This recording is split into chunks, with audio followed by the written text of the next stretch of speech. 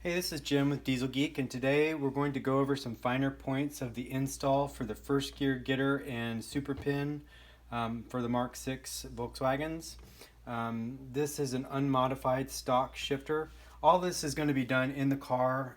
You don't have to take this out of the car. It can all be done in the car. I just had this for video purposes.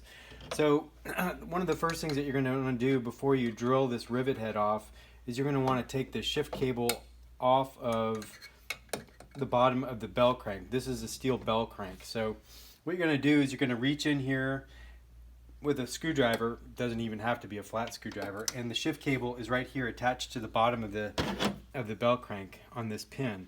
So what you're going to do is just going to reach in and get on the plastic part of the end, shift cable end, and just going to pop it off. It has a little clip and it just pops off. So once that's popped off, then you're good to go to take this off. And you're going to change the bushing in the bottom, in the end of the shift cable to this bushing, which is a tighter tolerance bushing than the stock bushing. And it also has a clip like this. So when you get this off, well, when you go to put this all back together, you're going to have this in the end, this bushing in the end of the shift cable, and it's going to go on to the bell crank, and then you're going to use this factory black clip that your car didn't come with, and we supply this though, and you're just going to slide it on the bell crank like that, and it'll hold the cable on.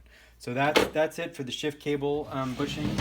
And then the next thing is the super pin install. So the super pin, this one's already installed. The super pin is held on by a nut on this side, and this nut has to be tight. This nut tightens against the bell crank and it holds it to the pin, and you want the pin to rotate in the housing, so this nut needs to be tight. There's blue Loctite on the stud, so once you tighten it, it'll stay there. You just have to make sure and get it good and tight when you install this. So the nut on the other side, however, you do not want it to be tight. It does. I also put blue Loctite on this thread here, and the function of this nut is to set the end play of the super pin. You do not want this nut to be tight, because that will just keep the pivot from wanting to turn. So when you get this good and tight, then this nut here, you can just finger tighten it to where there's no end play and everything moves freely. As long as everything moves freely and there's no end play, in other words, no play like this, then the blue Loctite that's on the stud will hold this nut in the right place, and you won't have to do anything. Do not tighten this nut, because then that'll make the shifter stiff in the side-to-side direction. And so that's it. It's pretty much a lowdown of the pivot. You will possibly have an issue when you first install it. The parts, this is a cast housing, so they're relatively accurate, but they're not 100% accurate all the time. So when you first install the pin, you're going to put a custom bushing in here and my custom bushing in here, and when you install the pin, it should slide in, and you should have the shoulder sticking out here and the shoulder sticking out here, and then you should be able to turn the pin in the housing. If you can't turn the pin in the housing, that means you're probably tight on this side. So what you do is you just pull the pin out, and then you take the bushing out.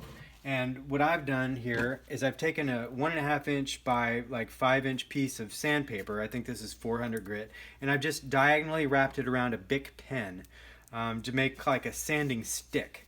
So this is a nice, good sandpaper. And what you want to do is just reach in here, and you just want to take the hard edge off of this end of the housing.